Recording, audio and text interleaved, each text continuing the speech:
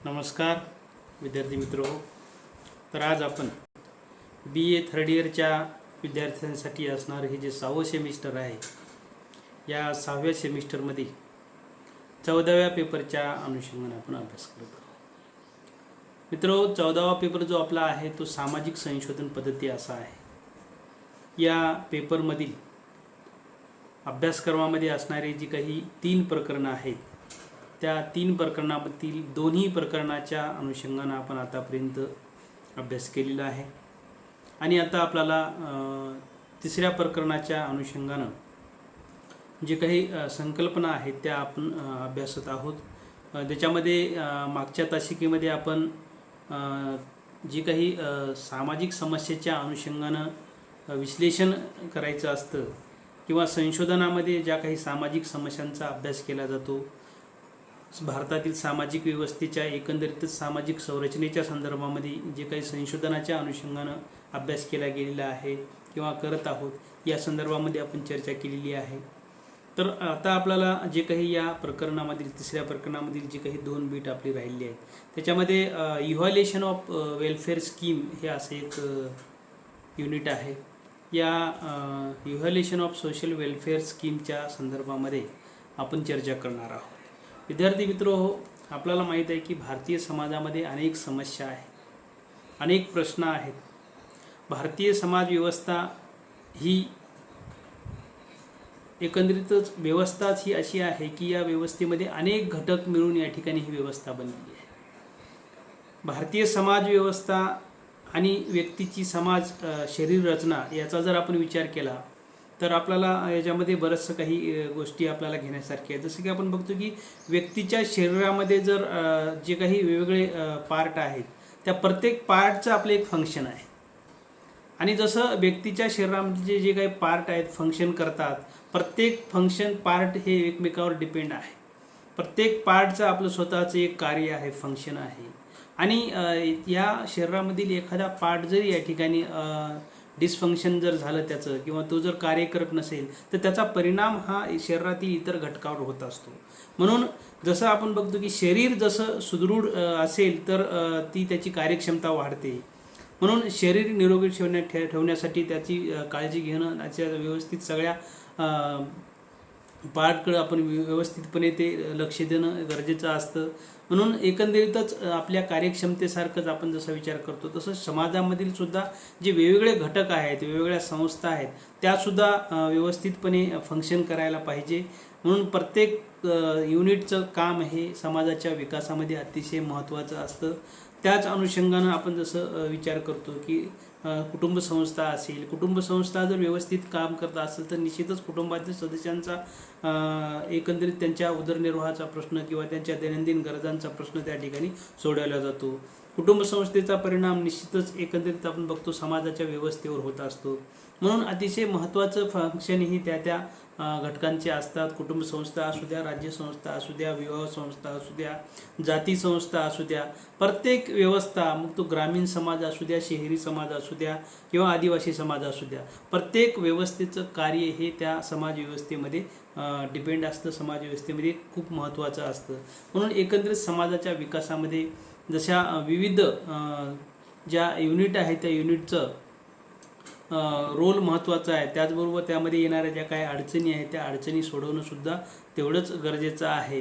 जसं आपण म्हणलो होतो की शरीरामध्ये जर एखादा आजार झाला तर त्या आजाराचा परिणाम हा सगळ्या शरीरावर होतो. तर तो आजार आपल्याला दूर करावा लागतो. त्याची कार्यकारण संबंध, त्याचे कारणं शोधून त्याचे परिणाम लक्षात घेऊन त्याच्यावर काही उपाययोजना करतो आपण. तसंच समाजातील ज्या काही विविध समस्या आहेत त्या समस्यासुद्धा आपल्याला या ठिकाणी नियंत्रणात आणणं गरजेच्या असतात. आणि तेव्हाच कुठेतरी समाजाचा विकास होऊ शकतो, समाजाची प्रगती होऊ शकतो. म्हणून या अनुषंगानं गव्हर्नमेंट, केंद्र सरकार असेल, राज्य सरकार असेल, समाजाच्या विकासासाठी ज्या ज्या काही समस्या आहेत त्या समस्यांवर नियंत्रण आणण्यासाठी वेगवेगळ्या उपाययोजनांच्या माध्यमातून वेगवेगळ्या स्कीमचं इम्प्लिमेंटेशन करत असतात. तसंच आपल्याला या ठिकाणी ज्या काही स्कीम गव्हर्नमेंटनं राबवण्याचा प्रयत्न केलेला आहे किंवा आतापर्यंत ज्या काही स्कीम सुरू केलेल्या आहेत त्या कितीपत इम्प्लिमेंट झालेल्या आहेत, त्या इम्प्लिमेंट होऊन त्याचा काय इम्पॅक्ट झालेला आहे, या अनुषंगानं संशोधनाच्या अनुषंगानं त्या विचार करावा लागतो. त्या प्रत्येक स्कीमचा अभ्यास हा संशोधनात्मक दृष्टिकोनातून केल्यानंतर आपल्याला लक्षात येते की ही स्कीम कितपत इम्प्लिमेंट झालेली आहे किंवा त्याचा किती फायदा झालेला आहे किंवा त्याच्यामध्ये इम्प्लिमेंट होण्यासाठी काय अडथळे येत आहेत याचा विचारही संशोधनाच्या माध्यमातून करता येतो. म्हणून संशोधन हे मुळातच जनकल्याणासाठी आहे. संशोधनाचा उपयोगच मुळात समाजाच्या विकासासाठी आहे, समाजाच्या विकासाच्या नियोजनासाठी आहे. म्हणून ही बाब आपल्याला इथं लक्षात आली पाहिजे.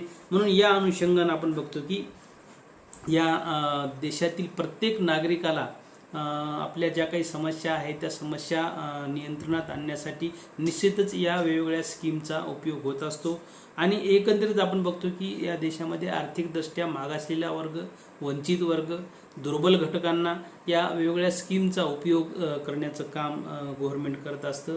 त्या दुर्बल घटकांना असेल किंवा त्या वंचित घटकांना या प्रवाहामध्ये, विकासाच्या प्रवाहामध्ये आणण्यासाठी या सोशल वेलफेअर स्कीमचा निश्चितच फायदा होत असतो. परंतु त्या कितपत त्या लोकांपर्यंत त्या व्यवस्थितपणे पोहोचतात किंवा त्या गरजू लोकांपर्यंत ह्या स्कीम पोहोचतात का नाही याचं इव्हॅल्युएशन करणं हे संशोधनाच्या माध्यमातून शक्य होत असतं. आपल्याला माहीत आहे की केंद्र सरकार आणि राज्य सरकार मिळून विविध स्कीम ह्या सुरू करत असते. त्याच्यामध्ये ज्या काही विविध स्कीम आतापर्यंत सुरू झालेल्या आहेत त्या स्कीमच्या संदर्भामध्ये आपण अभ्यासला असेल किंवा वाचन केलं असेल, या संदर्भामध्ये आपण काही चर्चा करूयात. याच्यामध्ये गव्हर्नमेंटनं एक स्कीम सुरू केली होती, जसं ज्याला आपण म्हणतो की ICDS. ही ICDS जी स्कीम ज्याला आपण म्हणतो की इंटिग्रेटेड चाइल्ड डेव्हलपमेंट सर्व्हिस आहे, की जी राष्ट्रीय बाल विकास योजनेच्या अनुषंगाने आपण विचार करतो. ही स्कीम जी आहे ती स्कीम महात्मा गांधी जयंतीच्या निमित्तानं 2 ऑक्टोबर 1975ला ही स्कीम सुरू झाली होती.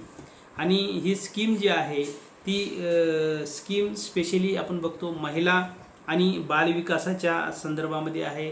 आणि हे जे काही सेंट्रल गव्हर्नमेंटचं मिनिस्ट्री आहे, महिला व बालकल्याण विकास मंत्रालय, या माध्यमातून केंद्र व राज्य हे दोघे मिळून या ठिकाणी ही योजना सुरू ठेवतात. याच्यामध्ये अधिकाधिक वाटा केंद्र सरकार आणि राज्य सरकारचा असतो.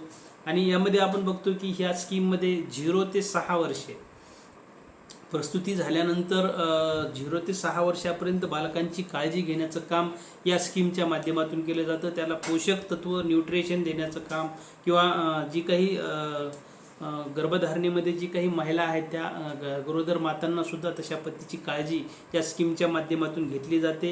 आणि सकस आहार पुरवण्याचं कामही यामध्ये केलं जातं.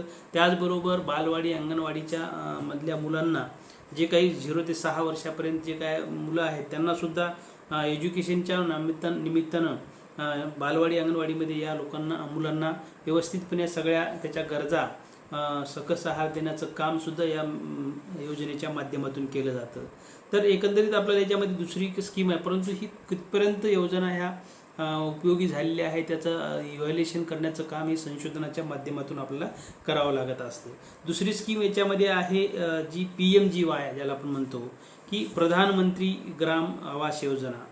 ही प्रधानमंत्री ग्राम आवास योजना पूर्वी इंदिरा आवास योजना या नावाने होती.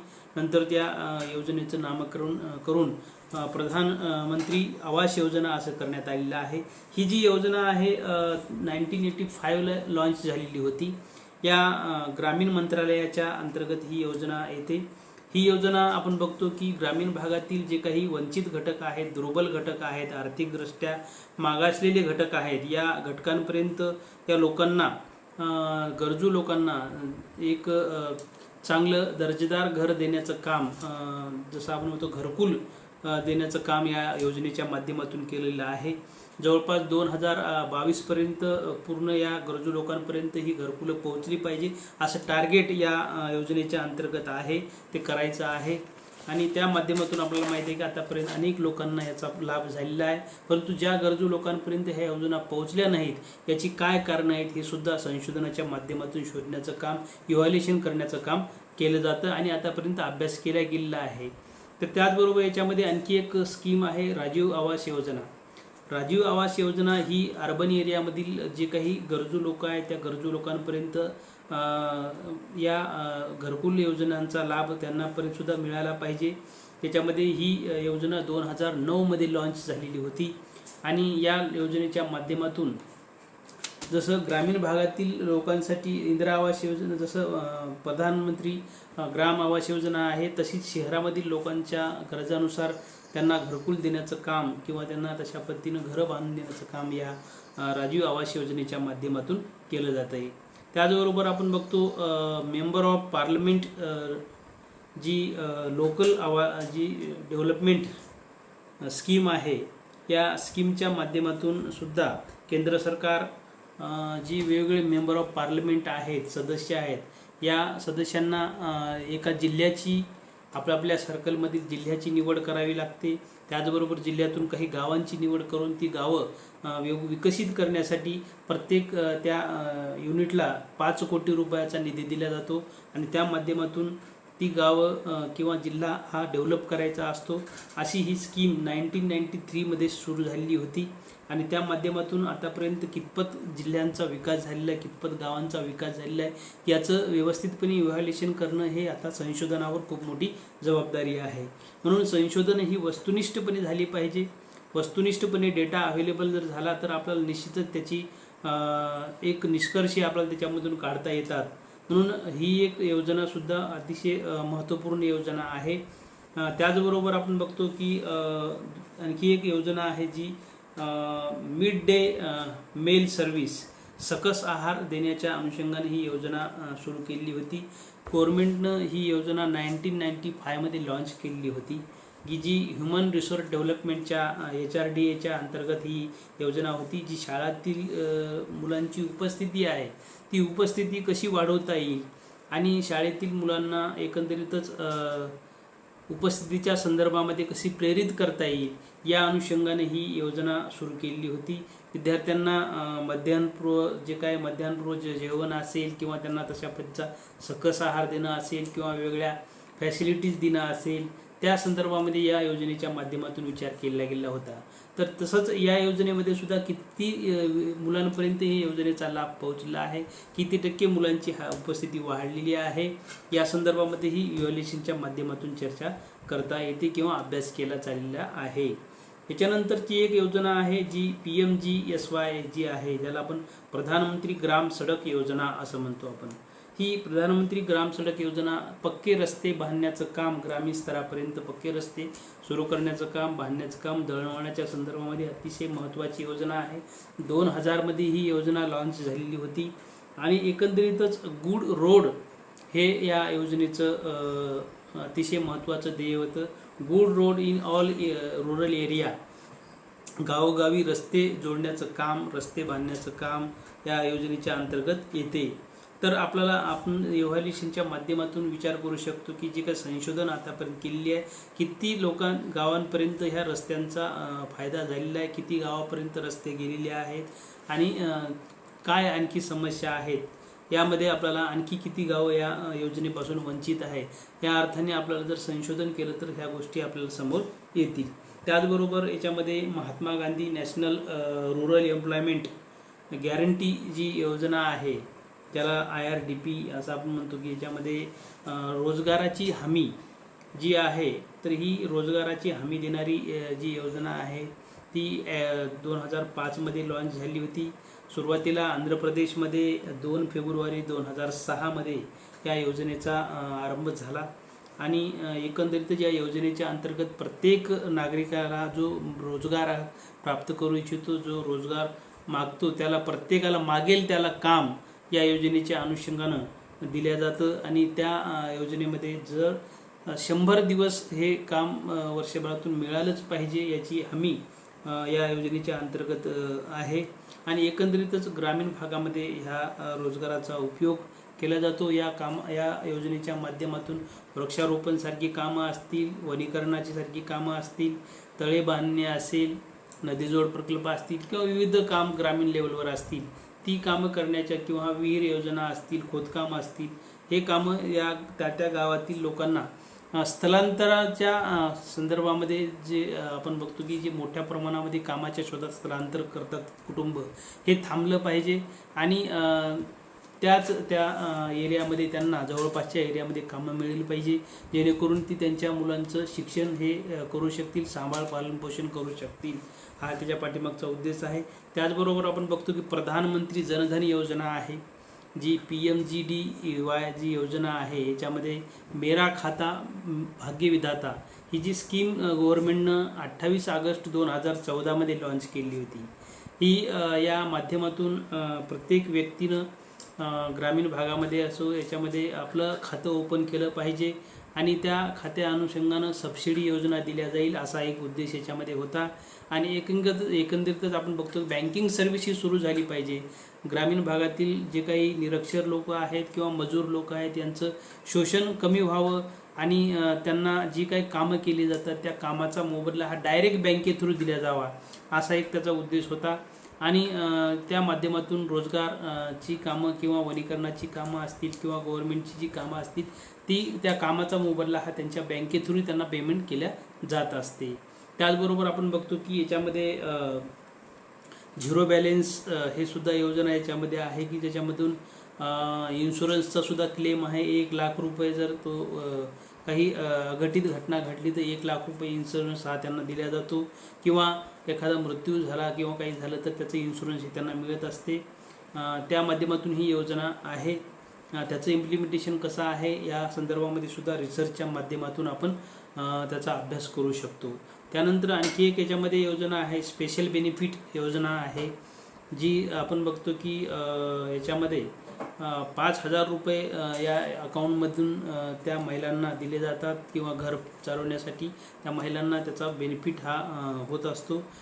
खात्यामध्ये पैसे नसतानासुद्धा 5,000 रुपये हे त्यांना विड्रॉल करता येऊ शकतात आणि ही योजना जवळपास 6 महिन्यासाठी त्यांना ही लागू होत असते.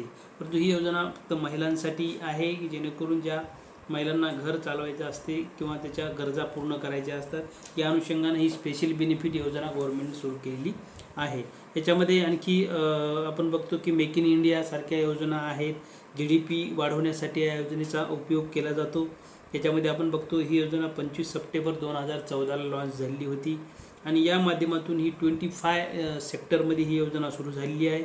FDIच्या अनुषंगानं ही योजना लॉन्च झालेली आहे. आणि एकंदरीतच याच्यामधल्या या सर्व योजनांचा अभ्यास जर आपण संशोधनात्मक दृष्टिकोनातून केला तर निश्चितच याचं इम्प्लिमेंटेशन कसं झालेलं आहे. म्हणून ह्या ज्या काही वेलफेअर स्कीम आहेत, ह्या वेलफेअर स्कीम समाजाच्या विकासामध्ये यांचा किती रोल आहे हे जर आपल्याला शोधायचं असेल तर आपल्याला संशोधन ही वस्तुनिष्ठपणे करावे लागतील. प्रत्येक स्कीमचा आपल्याला अभ्यास हा वस्तुनिष्ठपणे आणि सूक्ष्मपणे अभ्यास करावा लागेल. त्या एरियामधले सॅम्पल घेऊन त्या एरियातल्या सॅम्पलच्या लोकांची निवड करून त्यांच्याकडून एक अशी व्यवस्थितपणे वस्तुनिष्ठपणे माहिती जर आपल्याला अवेलेबल झाली तर निश्चितच याची जी काही आपल्याला निष्कर्ष मिळतील ती वस्तुनिष्ठ निष्कर्ष मिळतील आणि त्या योजनेचं इम्प्लिमेंटेशन कसं आहे किंवा त्याचा कितपत उपयोग हा विकासामध्ये झालेला आहे याचा निश्चितच आपल्याला उपयोग होणार आहे. आणि नवीन योजनांच्या या अंमलबजावणीसाठी ज्या काही अडचणी येत असतात त्या अडचणीसुद्धा आपल्याला या संशोधनाच्या माध्यमातून सोडवता येतात. आणि एकंदरीतच आपण बघतो की ह्या स्कीम सर्व समाजाच्या विकासासाठी अवलंब केल्या जात असतात. मग ते केंद्र सरकार असो राज्य सरकार असो, त्या स्कीमचा निश्चितच वापर हा समाजाच्या विकासामध्ये खूप मोठा रोल करणारा असतो. ही बाब याच्यामध्ये महत्त्वाची आहे. म्हणून संशोधन ही वस्तुनिष्ठ झाली पाहिजे. संशोधनामधला डेटा हा ऑथेंटिक असला पाहिजे तरच येणाऱ्या स्कीमसुद्धा आपल्याला व्यवस्थितपणे इम्प्लिमेंट करता येतील. जर त्याच्यामध्ये काही अडथळे आले तर ते सुद्धा आपल्याला अडथळे दूर करता येऊ शकतात. म्हणून ही या युनिटमधला हा एक भाग होता. या ठिकाणी आपण थांबूया. यानंतरचा जो काही आपला युनिटमधला या शेवटचा पार्ट राहिला आहे आपण तो नेक्स्ट लेक्चरमध्ये अभ्यासूयात. तोपर्यंत या ठिकाणी थांबू. धन्यवाद.